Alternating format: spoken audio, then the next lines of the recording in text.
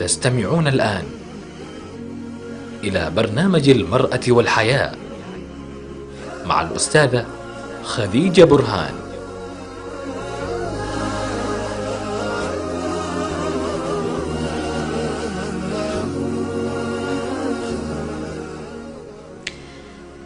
يتجدد اللقاء بكم مستمعي راديو السلام حيثما كنتم حول العالم، وأحييكم بتحية الإسلام. السلام عليكم ورحمة الله وبركاته. كل رمضان وأنتم بخير وصحة وعافية، كل رمضان وأنتم إلى الله أقرب. نسأل الله سبحانه وتعالى في هذا الشهر المبارك المليء بالرحمات والسكينة والطمأنينة أن ينزل السكينة والطمأنينة على قلوبنا وأفئدتنا، وأن يعيننا على صيامه وقيامه والطاعات فيه بما يحب ويرضى، وأن يجعلنا من عتقائه ومن المقبولين عنده، وأن يبلغنا ليلة القدر إنه سميع مجيب الدعاء. موضوع حلقة اليوم يعني هو شوية مربك قليلا يعني، لكن خلونا قبل ما نبدأ بالموضوع نفسه أطرح هذا السؤال. موضوع الحب في الزواج، هل الحب قبل الزواج مهم جدا للرجل والمرأة؟ وهل الحب أساسا يأتي قبل الزواج ولا بعد الزواج؟ وأية حب هو الأدوم والأبقى والأقوى، اللي يجي قبل الزواج ولا بعد الزواج؟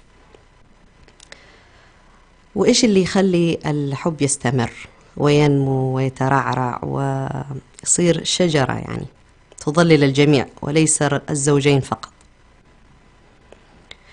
الحب مهم جدا، لكن لازم نعرف جواب هذا السؤال. كيف يجي الحب؟ وكيف يتكون الحب؟ وهل بالفعل الحب اللي يصير قبل الزواج هو الدائم والمستمر، ولا الحب اللي يجي بعد الزواج؟ رح نعرف الإجابة على هذا السؤال من خلال موضوع حلقة اليوم.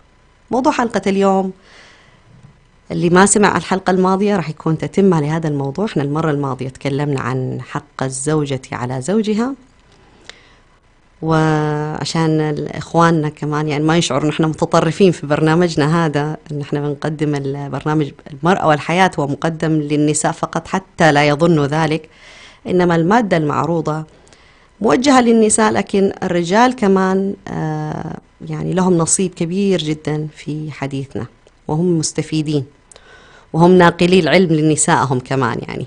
فإذا كان رجل متزوج جالس يتسمع لحلقتنا والبرنامجنا أكيد راح يستفيد وينقل هذه المعرفة لزوجته، ونفس الشيء المرأة.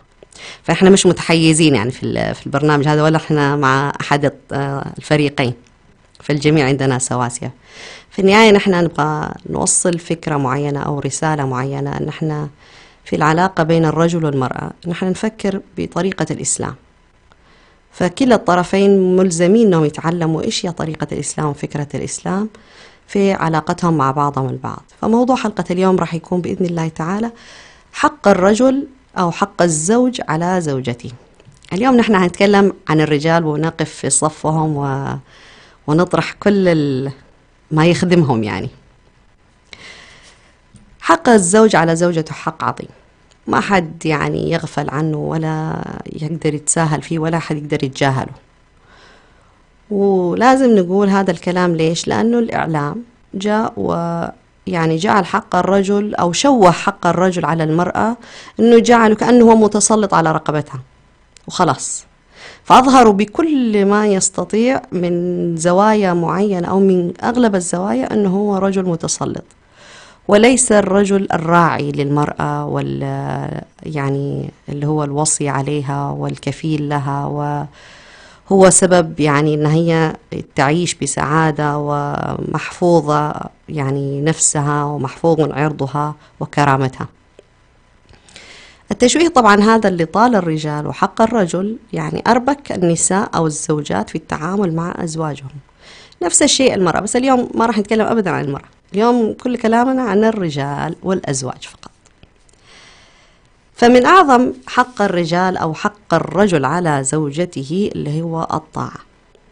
موضوع طاعة الزوج موضوع مهم جدا، طبعا لما نقول طاعة الزوج، هل هي طاعة مطلقة أم طاعة مقيدة؟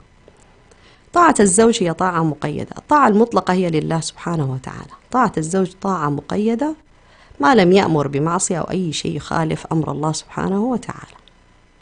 فالمرأة مأمورة بأمر من الله سبحانه وتعالى إنها تطيع الزوج طاعة يعني مقيدة بالحكم الشرعي. أن الله سبحانه وتعالى إيش قال؟ الرجال قوامون على النساء بما فضل الله بعضهم على بعض وبما أنفقوا من أموالهم فالصالحات قانتات. فعلى الزوجة طاعة زوجها ما لم يأمر بمعصية وما لم يأمرها بشيء ما تقدر عليه ولا تطيقه. طيب تيجي مثلا نقول الرجل كلف امرأة بأي شيء أو طلب منها أي شيء، هو من زاويته أو من وجهة نظره قد يكون الشيء اللي طلبه منها هي تقدر عليه، لكن تأتي المرأة تقول والله أنا ما أقدر. طب كيف نحل الموضوع هذا؟ هنا الموضوع هذا يحل ببساطة أنه كلاهما يتقي الله، كلاهما إذا عارفين الحدود تبعهم إيش حدود الطاعة وكيف أنه يأمر الرجل بأمر تطيقه زوجته، فإن المرأة ملزمة أنها هي تطيعه وتنفذ له أمره هذا. أما إذا النساء مثلا أو الزوجة رفضت وما رفضت، فهنا ما نقدر نقول أو تحججت أو يعني زي ما يقولوا افتعلت شيء حتى تظهر ان هي ما تقدر وتطلع الرجال هو الغلطان ومش عارفه ايه، فإن نوكل امرها الى الله سبحانه وتعالى، لانه الله مراقب هذا الشيء. فالطاعه هنا للزوج كيف تكون؟ طيب كيف ضوابطها؟ طاعه الزوج لما نقول طاعته فيما يأمر، طاعته فيما يقول، طاعته فيما ينهى. ايش ما يكون الرجل يقول المفروض ان المرأة هي تطيعه. ولما نقول تطيعه، هل تطيعه لو كان مثلا كلامه او طلبه هذا خطأ؟ لا، نقول احنا تطيعه، لكن اذا هي شايفة مثلا ان الموضوع فيما فيه ممكن تتكلم. هل هذا معناه ان المرأة بالطاعة هذه ما تتكلم مع الرجل، ما تاخذ تعطي معاه، ما تصد وترد معاه مثلا؟ لا، مو كذا. انما الموضوع هنا قصدنا الاصل انه هي تطيع. اما باقي الاشياء، التعاملات والاسلوب في الكلام مثلا، في بيان الاشياء، في توضيح الاشياء، او في عدم يعني قدرتها تنفيذ أمره، هذا يرجع للمرأة وأسلوبها مع الرجل. لكن الأصل اللي تبني فيه المرأة عقلها في علاقتها مع زوجها، الأصل له هو الطاعة. قد يكون بعض الأحيان ممكن المرأة تطيع زوجها في أمر هي تكرهه، تقدر عليه لكن تكرهه، ما تبغى تقوم فيه. هنا أحب أذكر المرأة أنه هي لما تسوي هذا الشيء وتطيع زوجها في أمر تكره أنها تقوم فيه، لكن هي تقدر عليه ولا هو حرام ولا هو أي شيء، فهي هنا الله سبحانه وتعالى سوف يثيبها، أول شيء يثيبها ثواب عظيم جدا ويأجرها أجر عظيم جدا. وهذا الأجر لما نحن نقول عنه هو مو لازم يكون في الآخرة، لا، إنما في الدنيا كمان يعني يظهر هذا الأثر. فينزل الله سبحانه وتعالى السكينة على نفسها أثناء هذا الأمر، ويبين لها من خلال نية بس يعني لأنه ابتلاء يعني أو اختبار للصدق مع الله في هذا الأمر، الله يفتح عليها باب عظيم جدا من خلال هذه الطاعة التي قامت بها تجاه زوجها. فإن ما ننسى وما نغفل إنه مو كل أمر راح يأمر الرجل لزوجته هو أمر تحبه أو تطيقه، لا، في كثير من الأمور في الحياة تحدث وفي الزواج تحدث المرأة ما تطيقها، لكن لامتثالها فقط لأمر الله تطيع زوجها يعني تقوم فيها. فقيامها بهذا الشكل هو طاعة لله. وعادة لازم نفهم أنه مو معنى الطاعة والقيام بالأمور التي يحبها الله أنها دائما تكون هي توافق هوانا، لا، في كثير من الأشياء اللي تدخل الجنة واللي ترضي الله ما توافق هوانا. في النهاية لازم نتذكر أنه الطريق إلى الجنة محفوف بالمكاره. لما نقول المكاره ليس بالصعوبات الجسدية فقط، إنما كمان بالصعوبات النفسية، بالامتحانات في مشاعرنا نحن. نفس الشيء الرجل راح يمر بهذا الامتحان في تكليفه للمرأة، في أنها تطيعه، في أنها ما تطيعه. هذا كمان اختبار له هو في صدقه في تولي أمر المرأة، وهو يراقب الله ويخشى الله ويتقي الله فيها. فهذا الاختبار وهذه الميزة والتكليف اللي تكلف به الرجل في هذا الأمر ما هو تكليف سهل. المرأة ممكن تشوفه أنه هو امتياز، يعني يقول زي ما يقول وخلاص تسمع، لا والله ما هو امتياز ولا شيء، إنما هو تكليف عظيم ويحاسب عليه أمام الله حساب عسير إذا لم يتقي الله وما عرف كيف يستخدم هذه السلطة استخدام صحيح. لذلك هذا أمر مهم جدا. فأعظم حق للرجل هو طاعة الرجل في غير معصية الله سبحانه وتعالى. طيب، هل المرأة كيف تعرف أنها هي من النساء الخيرات؟ المرأة توصف أنها هي فيها خير وهي صالحة بهذه الطاعة، لأن الله قال في القرآن الكريم إيش قال؟ فالصالحات قانتات حافظات للغيب، أي مطيعات لأزواجهن. فطاعة المرأة لزوجها وامتثالها لأمره وطلب مرضاته وتحقيق أمر الله في هذه الطاعة يظهر خيريتها، يظهر صدقها، يظهر صلاحها مع نفسها ومع الله سبحانه وتعالى ومع زوجها في هذه العلاقة. فالعلاقة المبنية بهذا الشكل بهذا الانضباط بين المرأة والرجل وبين الرجل والمرأة في علاقتهم الزوجية هي محفوفة ومحفوظة بحفظ الله سبحانه وتعالى. وأيضا النبي صلى الله عليه وسلم أخبر عن ذلك في حديثه اللي هو ذكر فيه أي النساء خير، فقال التي تسره إذا نظر إليها وتطيعه إذا أمرها. فذكر هنا واشترط أنه الخيرية في صفة الخير في المرأة يظهر من خلال طاعة المرأة لزوجها، تطيعه إذا أمر ولا تخالفه في نفسها ولا ماله ما يكره. لذلك التعامل مع هذا الموضوع لازم يكون تعامل بدون مشاعر. المرأة يعني لا تدخل مشاعرها في الموضوع، يعني كيف قال لي ومش عارف إيش وأنا وكيف أطيعه في هذا الأمر. طالما ما أمر بمعصية خلاص هو يطاع. قد يأمر الرجل المرأة أن ما تخرج من البيت، خلاص ما تخرج من البيت، هي تحب مهما قالت خلاص قال هو لا تخرج من البيت، تطيع هذا الأمر. تبغى تعترض بهدوء، تعترض تبين يعني إنه ليش طيب ما أخرج، بدون زن، بدون افتعال مشاكل، بدون الضغط. لأن الرجل له وجهة نظر في أي شيء يقوم فيه، طالما هو رجل مؤمن، طالما هو رجل يتقي الله، فهو له أمر في هذا الشيء. ومو لازم كل شيء لازم المرأة تعرفه لما يأمرها فيه، لازم كل شيء لازم لما يقول لها سوي كذا طب ليش لازم يكون عنده الجواب حاضر. لا، بعض الأحيان ما لازم يكون في جواب أساسا، وإذا قال ما يعني ما عندي جواب أنا بس أبغاك تسوي زي كذا، معناها هي تقول سمعا وطاعة، سمعا وطاعة لله اللي أمرها أنها تطيع زوجها. هذا أمر مهم جدا وخطير جدا في علاقة النساء في هذه الأيام مع الأسف الشديد، بسبب الجهل الموجود في هذه الجوانب، بسبب الإعلام اللي يسلط دائما يظهر الصورة السيئة للزوج على زوجته، اللي يظهر دائما أنه هو متسلط عليها، دائما يشجعها أنه هي تتمرد، ما عاد تسمع الكلام، ما عاد تنفذ أي شيء مهما قال.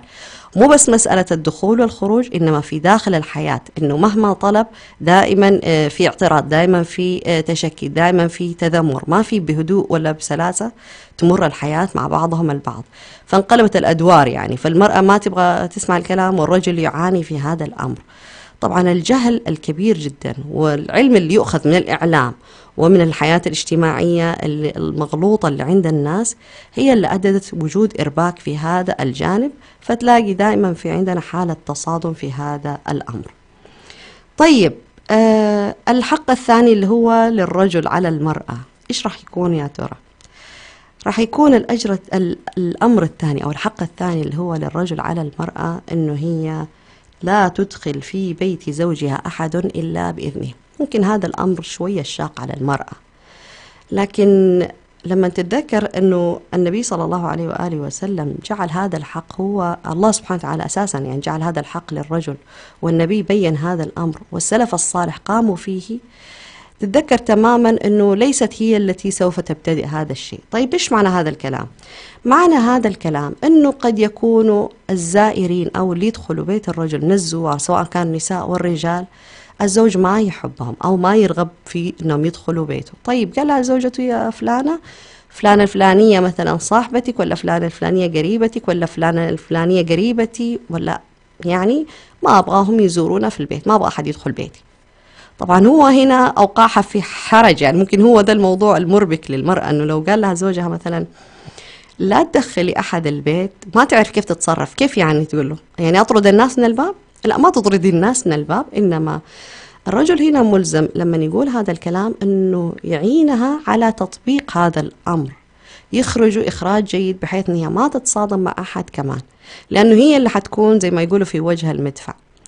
طبعا لازم تفهم المرأة كيف تقوم بهذا الأمر وكيف تطيعه بدون يعني جدال، لأنه قد يكون بعض الأحيان دخول ما يكره الزوج، يعني ما يكره الرجل إلى بيته من الناس، قد يسبب مشكلة ومفسدة عظيمة في حياة المرأة مع زوجها. ممكن تزورها أختها، تقول له أختي، كيف أمنع أختي؟ ممكن تكون أختها تحرضها على زوجها، ممكن تكون تشحنها على زوجها، ممكن تكون ما تسوي هذا كله، بس إنما من كتر ما تتكلم مثلا عن حياتها وعن زوجها وعن بيتها والخير اللي هم فيه تدخل مفسدة من غير ما تشعر. فيشعر الزوج من خلال كلام زوجته عن أختها إنه هنا في مشكلة عندنا إحنا، فيضع ضابط مثلا، فيقول لا ما تدخل البيت. هو ما تدخل البيت حرفيا يعني معناها إنه ما يبغى صلة أساسا يعني. لكن طبعا هذا الأمر حتى يحدث الرجل والمرأة لازم يتعاونوا في تنفيذه، لكن المرأة ملزمة أن هي تطيع أمر الرجل في هذا الشيء، حتى لو اضطرت أنها تقول للناس والله زوجي ما يسمح، معلش. طبعا الناس كلها راح تزعل. الناس ليش راح تزعل؟ لأنه أساسا الناس ما بتعيش بحكم الإسلام. أن أبو بكر الصديق رضي الله تعالى عنه لما جاء يزور ابنته السيدة عائشة رضي الله تعالى عنها، سألته، قالت له أن يعني أبي يستأذن. طيب لأنه استأذنها في الدخول، فقالت أبي يستأذن، قال أذني له، فدخل. وهذا أبو بكر من النبي صلى الله عليه وسلم، هذه منزلته منه. ليش طيب صار هذا الشيء؟ لأنه كل الأطراف، الزوج والزوجة والزائر، يعرفوا حكم الشرع في تعامل المرأة مع زوجها وفي وجوب طاعته، فكان كل واحد فيهم يعين الآخر على تنفيذ هذا الأمر، وما يحق لأي واحد أساسا أنه يعترض، لأنه اعتراضه هو اعتراض على أمر الله سبحانه وتعالى. طالعين فاصل وراجعين لكم في هذا الموضوع المهم، لا تروحوا بعيد وخليكم معنا.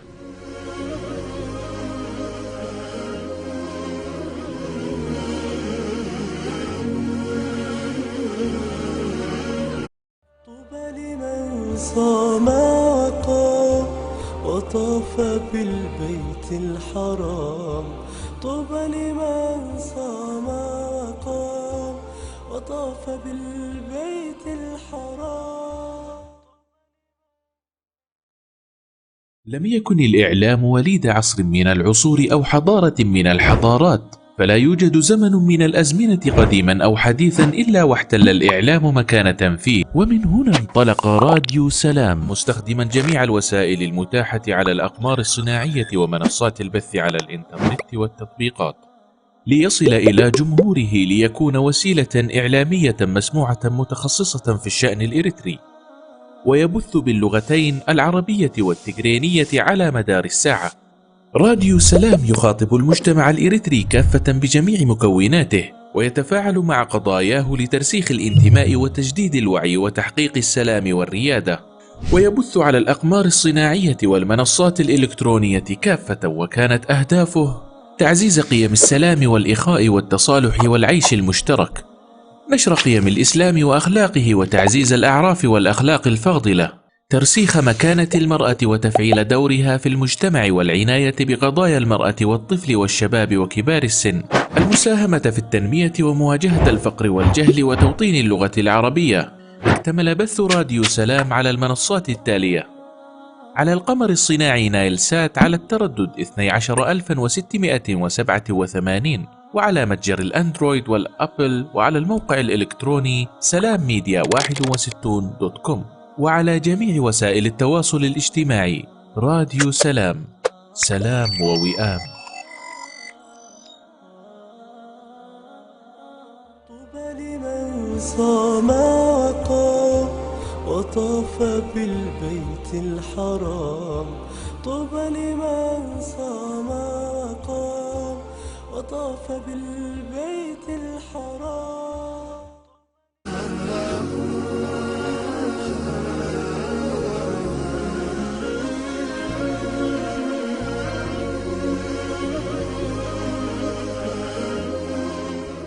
تستمعون الآن إلى برنامج المرأة والحياة مع الأستاذة خديجة برهان.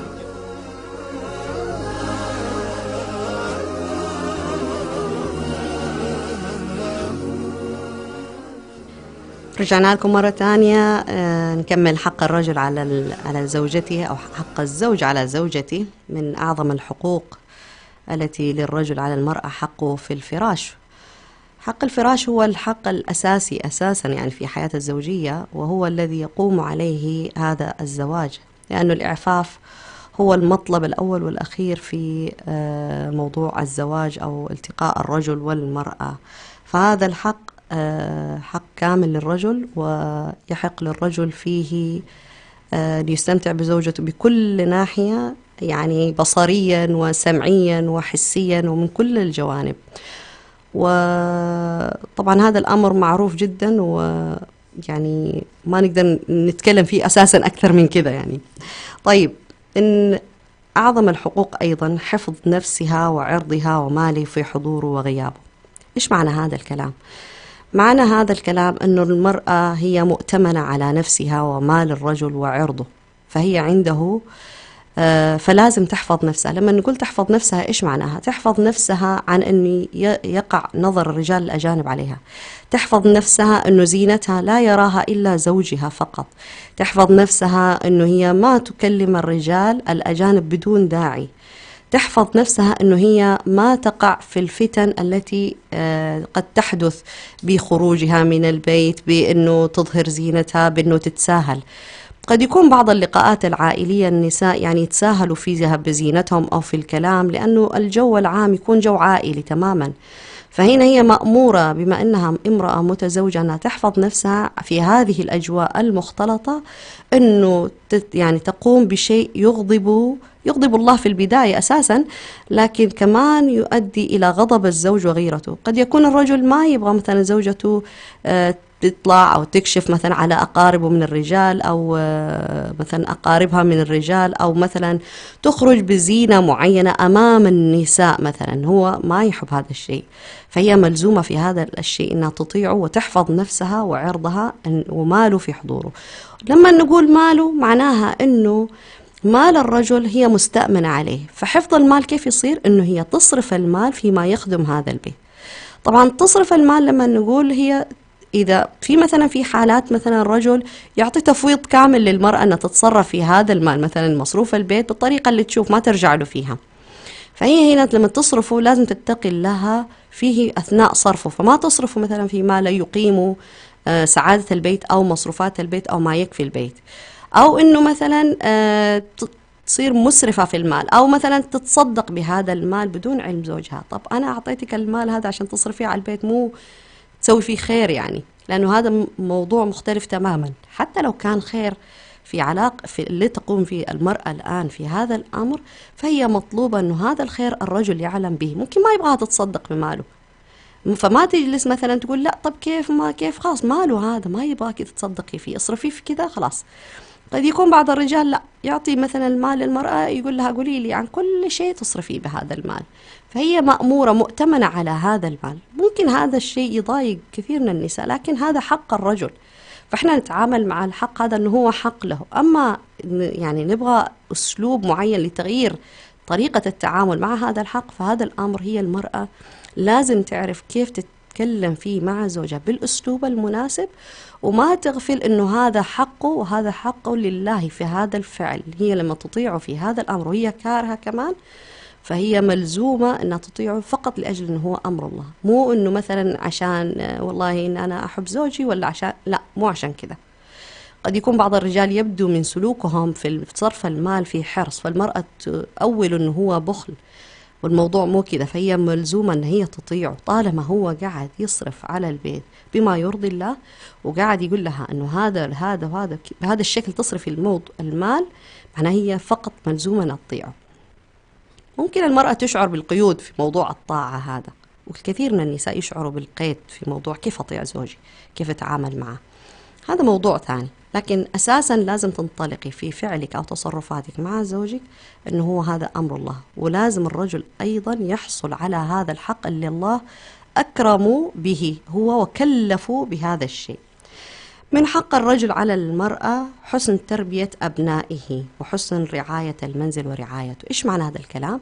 المرأة ملزومة أن هي تحسن تربية أبنائه وتعلمهم أمور دينهم وتعلمهم أمور دنياهم وتعتني بهم. ولما نقول تعتني بهم يعني معناها تعتني بأكلهم وشربهم ونظافتهم، تعتني ببيتها ومسكنها، هذا كله لازم تقوم فيه. ليش هذا الشيء؟ لأنه هذا من حق الرجل على هذه المرأة أنه هي تقوم بهذا النوع من الخدمة. ممكن تقول المرأة أنا مالي شغل في هذا الشيء، يعني طب ليش ما يجيب خدامة، ليش ما يجيب كذا؟ جاب خدامة ما جاب خدامة، هذا حقه عليك أنت لازم تقومي فيه، وطالما تستطيعي أنك تقومي فيه لازم تقومي فيه. والأولى الناس بتربية أبنائهم هم الأمهات، وليس الخدم ولا المساعدين ولا الأقارب ولا المجتمع ولا أي شيء. ليش؟ لأنه طالما إذا كانت المرأة هي أمانة عند الرجل والرجل يقوم بتربيتها وصيانتها والمحافظة عليها والقيام على أمورها، من باب أولى إذن المرأة أيضا أن تقوم على رعاية بيتها وأبنائه وأبناء هذا الرجل، وأنه تعينوا في هذا الأمر. فإحنا ما نطالب الرجال مثلا أن يؤدوا لنا حقوقنا في الوقت اللي إحنا ما نعطيهم هذا الحق، فهذا حق للرجل.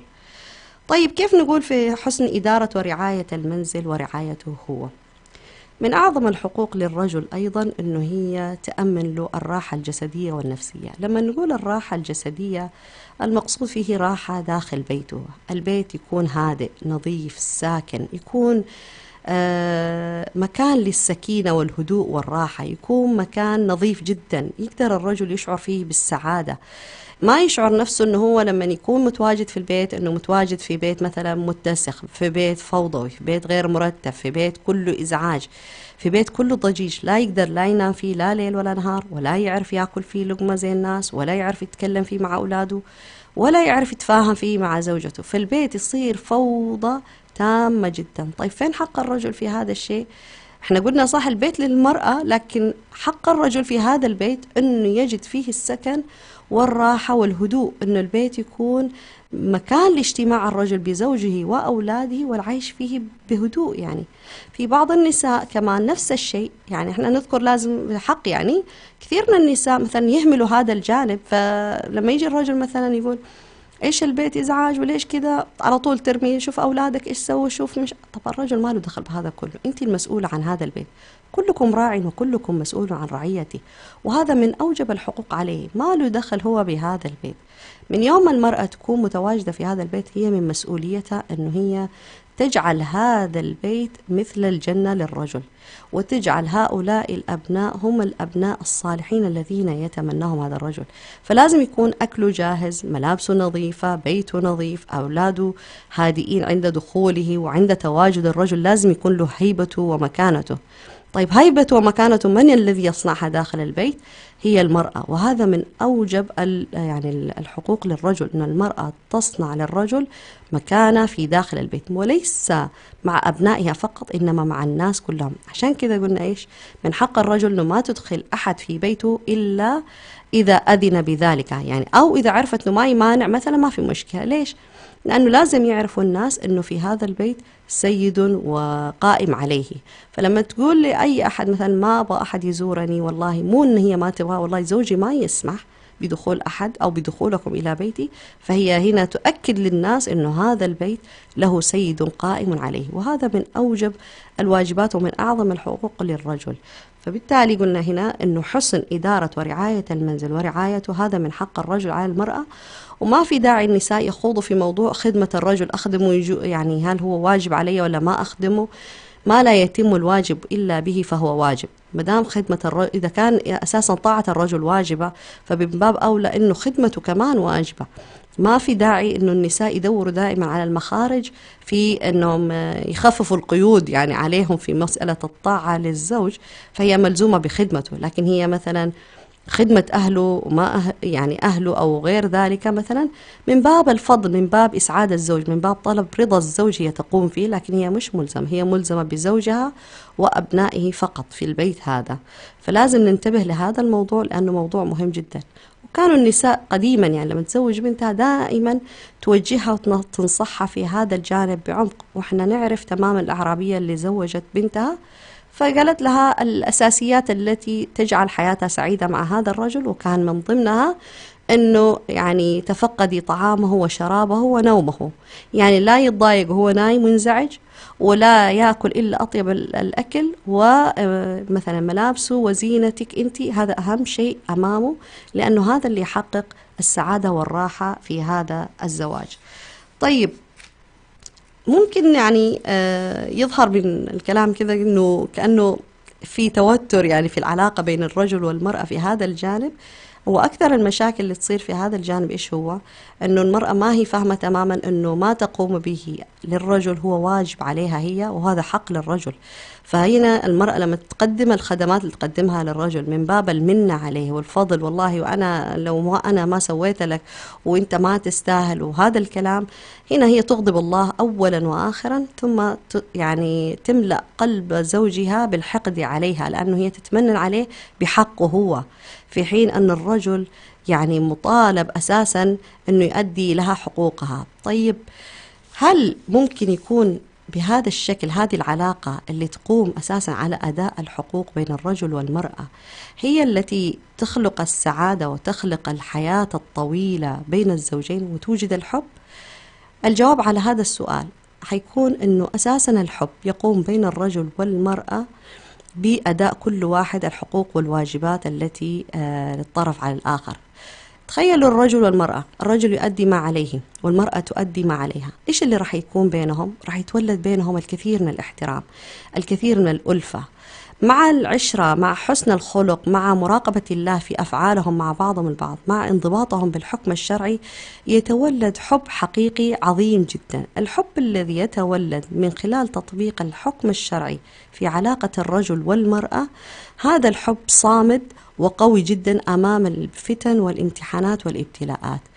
طيب كيف ممكن يكون هذا الكلام واقعي وحقيقي الآن في هذا الواقع الجديد اللي احنا عايشينه، اللي كل الوقت طول الوقت خلينا نقول الرجل والمرأة في حالة صدام، في حالة يعني معارك، في حالة يعني دائما استفزاز، دائما مستفزين. هذا الشيء يحدث عندما يراجعوا أولوياتهم، يراجعوا ما لهم وما عليهم، يدرسوا ويتعلموا علاقتهم هذه على أي أساس مبنية. هل هي العلاقة التي أمر الله بها؟ هل هي العلاقة التي جاء الإسلام وبينها ووضحها في علاقة الرجل بالمرأة؟ هل هي الهدف اللي يسعوا من خلاله هو إنشاء أسرة ومسلمة قوية كما أمر الله وكما أمر النبي صلى الله عليه وسلم ويعني دعا إلى ذلك؟ هل هي بهذه الأشياء؟ إذا كان هذا هو الهدف معناها هم في خير عظيم. ولا نجد أبدا أن رجل وامرأة كانت حياتهم تقوم على ما يرضي الله سبحانه وتعالى كانوا يعيشوا في حياة نكدة. كان عندهم مشاكل، نعم عندهم مشاكل، لكن دائما كنا نقول نحن أنهم كانوا يرجعوا إلى حكم الله في هذا الأمر أو حكم النبي صلى الله عليه وسلم في هذا الأمر حتى تستقيم حياتهم.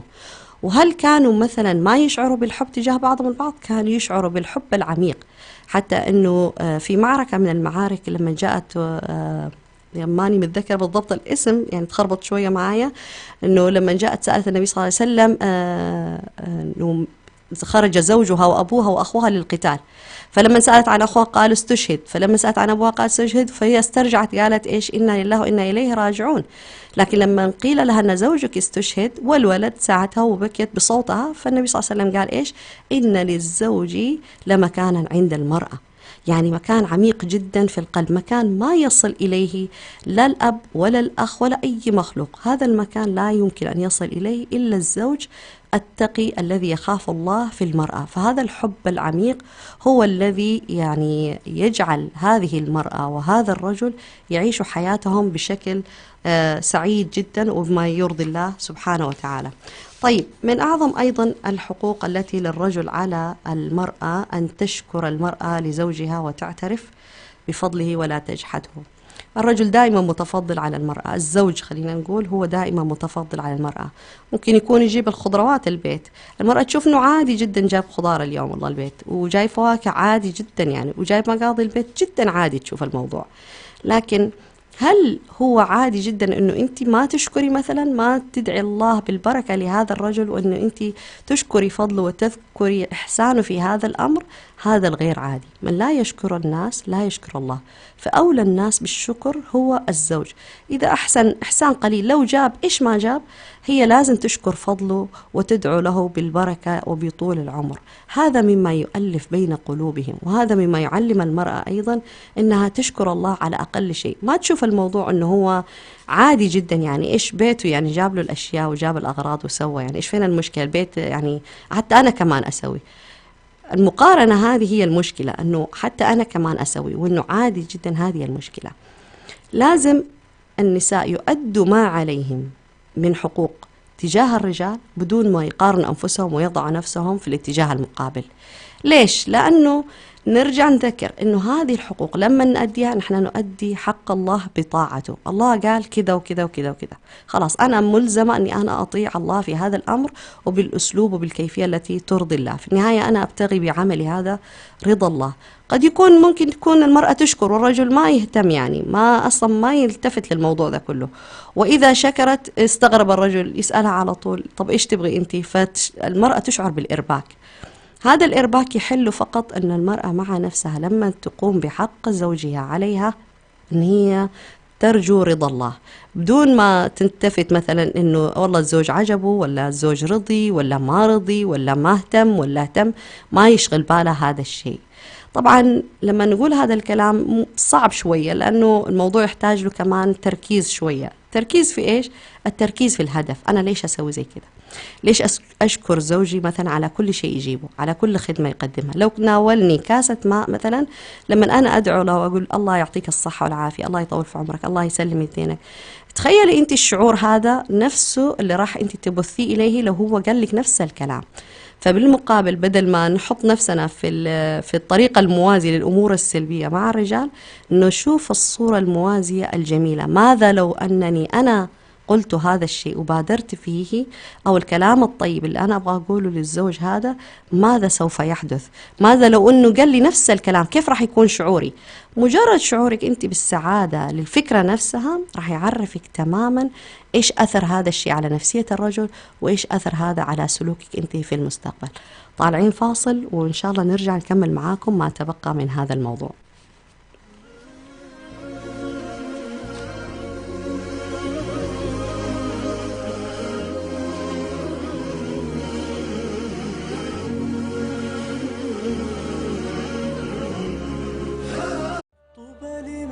صام وقام وطاف بالبيت الحرام. طوبى لمن صام وقام وطاف بالبيت الحرام.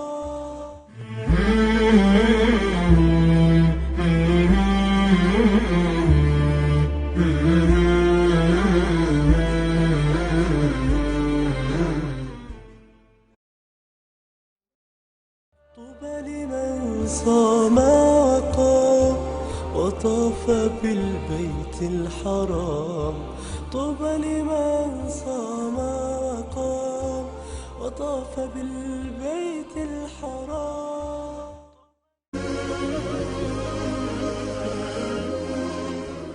تستمعون الآن إلى برنامج المرأة والحياة مع الأستاذة خديجة برهان.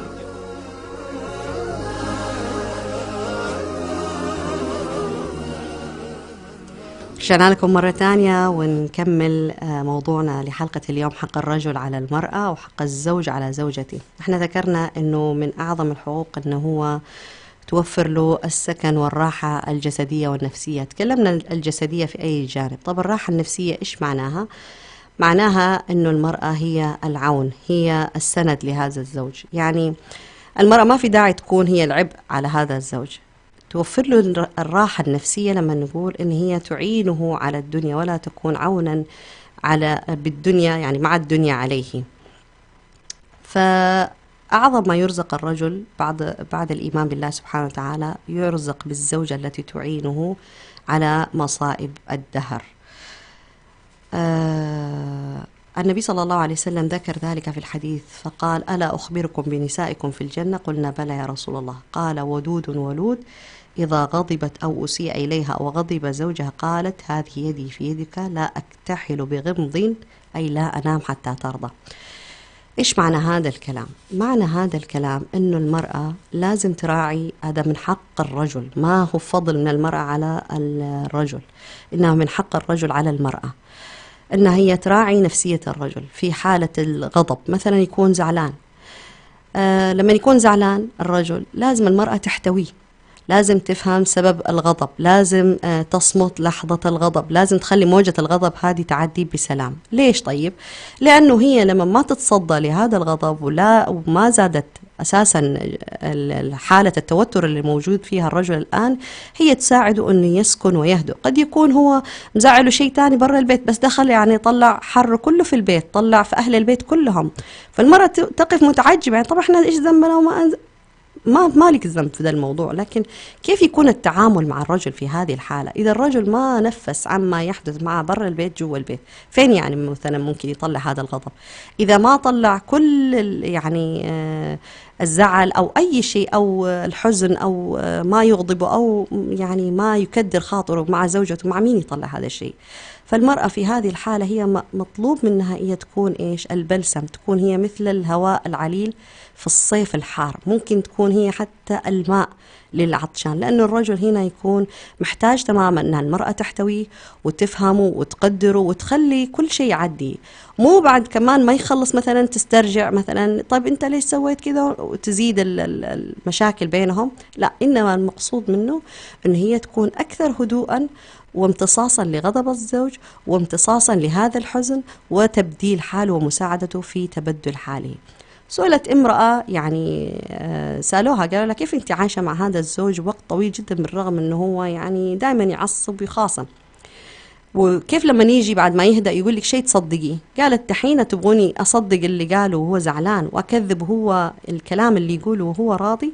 بمعنى أنه هو فاقد يعني عقله مثلا أو خرج مثلا من طور القدرة على التحكم بالأشياء قالها، هل أصدق هذا الكلام وتبغوني الآن وهو هادئ ومطمئن لا أصدق ما يقوله؟ إنما قالت بالعكس، أنا لما يقول زوجي زي كذا كنت أسكت وأهدأ تماما إلين يخلص، بعد كذا أروح أجيب له عصير وخلاص وأتركه، يكون هدأ تماما. أصلا الرجل يرجع لنفسه ولحياته بهدوء تماما بدون ما تتصدى للمرأة.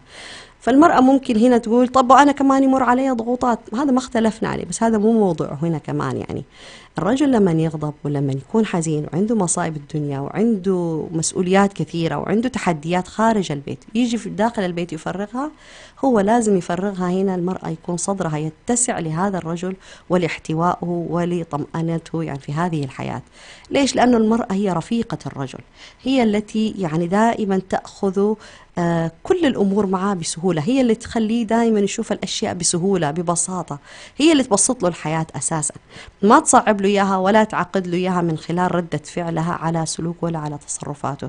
قد يكون بعض الرجال صح أنهم يكون طبعهم حامي شوية، يعني يقول يعني يعصبوا بسرعة، فهنا المرأة تقدر هي بما وهبها الله من قدرة على امتصاص هذا السلوك أو هذا الغضب الذي يحدث والتوتر الذي يحدث، لأنه التوتر الذي يحدث هو توتر من طرف واحد. فالمرأة لما تتعامل مع زي الإسفنج يعني تمتصه تماما، فهنا راح ينجلي ويعني يتلاشى تماما من هذا الجو، والرجل راح تكبر هذه المرأة في عينه وفي قلبه، وسوف يعني ينغرس محبتها في قلبه. لأنه النساء إذا كانوا النساء يقدروا على أنه يتحملوا ضغط النفسي اللي يجيبوه الأولاد للأمهات أو في تربيتهم المعاناة أو الصعوبة في تربية الأبناء، وتقدر تتحمل التوتر اللي يعني يقع عليها من أولادها، هل هي تعجز أنها تتحمل مثلا غضب الرجل أو تغير مزاجه أو مثلا حزنه أو اكتئاب يمر عليه أو أي شيء؟ أكيد لا، إنما هي الرغبة والإرادة فقط، وعينها لما تكون على هذا الرجل ومساعدته، إنها تكون له مثل الظل مثل الصديق، إنها تكون له مثلا زي عصا موسى يتكئ عليها. هنا في هذه المرحلة أو في هذا الشعور المرأة راح تعرف تماما إيش راح تسوي. ما في داعي برضو تقول المرأة طب أنا كمان نفس الشيء، وأنا ما في داعي للموازاة هذه كلها، هذا حق الرجل. أما إنه مثلا يستغلوا بعض الرجال هذا الموضوع في إنه على طول متوتر، على طول يعني يعني مثلا مخلي المرأة في حالة توتر وتشنج، ودائما مثلا يركز على أنه هي ما ترضيه أو تسترضيه، طبعا هنا يتقوا الله في هؤلاء النساء، لأنه الأصل أنه العلاقة بين الرجل والمرأة هي علاقة مودة ورحمة، هي سكينة وسكون وهدوء. يعني لما يلتقوا الرجل والمرأة في هذا البيت، المفروض أنه مع أداء كل واحد الحقوق التي الواجبات التي عليه، وأنه الطرف الثاني يؤدي الحقوق التي على الطرف الآخر، المفروض أن هم يعيشوا بهدوء ويستطيعوا أن يواجهوا تحديات الحياة، ويستطيعوا أن ينشئوا في هذه البيئة الهادئة والمطمئنة التي هم فيها أبناء صالحين هادئين. التأثير هذا زي ما قلنا، تأثير الرجل والمرأة في حياتهم وسيرهم بما يرضي الله ليس تأثير على أسرة واحدة، إنما هو تأثير ممتد يجي على أبنائهم. أبنائهم رح يربوا ويتعلموا ويعيشوا في بيوتهم مثل ما شافوا في البيت مع أهاليهم. الابن ولا البنت لما يتزوجوا يشوف الأب كيف كان يعامل الأم، والبنت تشوف أنه أمها كيف كانت تعامل أبوها. بهذا النسق هم ينقلوا هذا الجانب الاجتماعي المهم جدا في جوانب الإسلام في علاقة الرجل والمرأة إلى بيوتهم، وبهذا الشكل هم رح يربوا أبنائهم. فتخيلوا أنتوا الخير العظيم الذي يأتي من هذا الشيء. طبعا نحن ما نبغى نقول أنه مثلا طيب وإحنا فين في ذا الموضوع مثلا، يعني التفكير القاصر ده أنه مثلا أحصل أنا على السعادة. السعادة ما هي بهذا الشكل تأتي، السعادة تجي من الانضباط بالحكم الشرعي، من معرفة ما لك وما عليك. الله سبحانه وتعالى لما جعل هذا الميثاق العظيم بين الرجل والمرأة اللي هو ميثاق الزواج، ضبطوا بضوابط وأحكام شرعية، وما قال والله المرأة تحبه ما تحبه، ما دخل في ذا الموضوع. ليش؟ لأنه المحبة الحقيقية تأتي من خلال الأفعال وليس من خلال الكلام. قد يبدأ الحب كده الشعور فقط، لكن ممكن يموت هذا الشعور لما كلا الطرفين يهمل حقوق الثاني، يعني الطرف الآخر، ويهمل تماما الواجبات التي عليه. وكثير من حالات الطلاق التي تحدث هي من هذا الجانب. فتتقي الله المرأة وليتقي الله الرجل في المرأة في حياتهم الزوجية. طبعا هنا حنبه تماما أنه كثير من النساء يتساهل في موضوع طلب الطلاق ويخلوه على طرف لسانهم، وهو مما يغضب الله. وأي امرأة طلبت الطلاق أو سألت الطلاق من زوجها من غير بأس حرم الله عليها الجنة. فإذا كان الرجل متقي الله في هذه المرأة وهي يعني شايفة هذا الشيء وكل شيء تمام، أم على أقل شيء، على أقل قصور، على أي شيء يحدث من الرجل مثلا مما هي تستطيع أن هي تستوعب وتتعامل معه على طول طلقني طلقني على طرف لسانها، هي النبي صلى الله عليه وسلم أخبرنا على طول حرم الله عليها الجنة. فهل الأمر يحتمل أو يستحق أن هي تحرم الجنة في أمر من أمور الدنيا هي تستطيع أنها تداركه، إن هي ما تشوف نفسها مثلا على الرجل؟ لأنه كمان نحن لازم ننتبه أنه من أعظم حق الرجل المرأة تكون له طيعة لينة. كيف نقول هذا الكلام؟ المرأة ممكن تتعلم، ممكن يكون عندها مال، ممكن يكون عندها عزوة، ممكن يكون عندها أي شيء، وزوجها يكون ضعيف في هذه الجوانب مثلا، فهي تشوف نفسها عليه. طيب فين حق الرجل؟ ما هذا زوجك أساسا الله عز وجل قال لك تطيعيه يعني وتمتثلي لأمره وتطلبي رضاه، وهو يعني باب من أبواب الجنة، وذكر أشياء كثيرة جدا. فهنا المرأة لما تتعالى على الرجل، طيب هي الآن ما أعطته لا حقه ولا واجبه، فإيش تنتظر هي من الله في هذا الزواج؟ والكثير من الطلاق اللي يصير هو من هذا الباب. يعني المرأة مثلا ما تفهم تماما إيش حق الرجل وإيش الواجبات اللي عليها تجاه الرجل، وتدخل في أسئلة ومساءلات وفتاوي غريبة جدا تدور لها مخرج، وتتأثر بالإعلام وما يحدث من الإعلام، وتتأثر بالمسلسلات وبالأغاني، فيتشوش تماما ذهنها، فيصير عندها صورة هجينة جدا أو صورة غير صحيحة في علاقة الرجل بالمرأة وعلاقتها بزوجها، فتتصور تماما أن الرجل لازم يكون خاضع، لازم يكون هو تحت أمرها، لازم يكون كذا. طيب هذا الشيء غير صحيح أساسا، لأنه أنت أساسا المفروض تكوني تطيعي هذا الرجل وتأتمري بأمره وتمتثلي لما يطلب.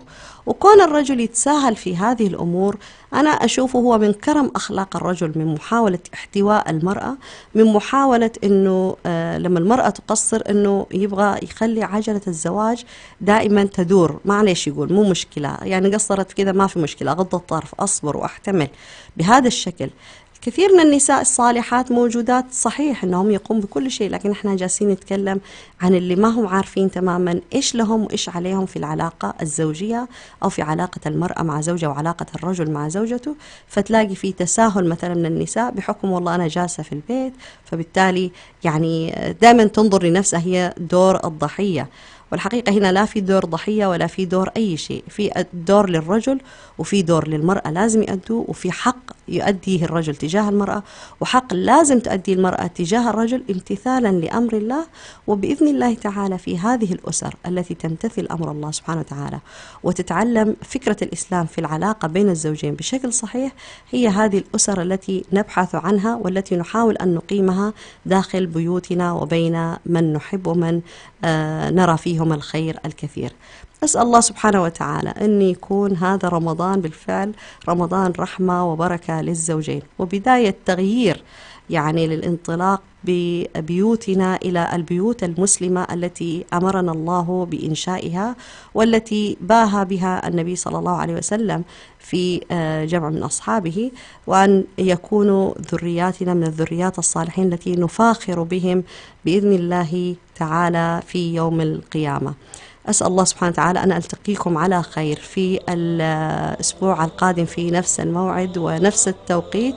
أترككم في حفظ الله ورعايته، والسلام عليكم ورحمة الله وبركاته. أمة العلم وسل إن شئت عنا بنا نحو العلا والمجد إنا أمة العلم وسل إن شئت عنا علقت أحلامنا نجم الثريا هيا قم ولندرك العلي سويا علقت أحلامنا نجم الثريا هيا قم ولندرك العلي سويا همة تعد ولا يعد عليها كيف لا والمجد يا مجد إليها همة تعد ولا يعد عليها كيف لا والمجد يا مجد إليها هيا بالعزم نعيد اليوم مجدا إن أردنا للهوى والجهل حدا هيا بالعزم نعيد اليوم مجدا إن أردنا للهوى والجهل حدا إن أردنا للهوى والجهل حدا سر بنا نحو العلا والمجد إنا أمة العلم وسل إن شئت عنا سر بنا نحو العلا والمجد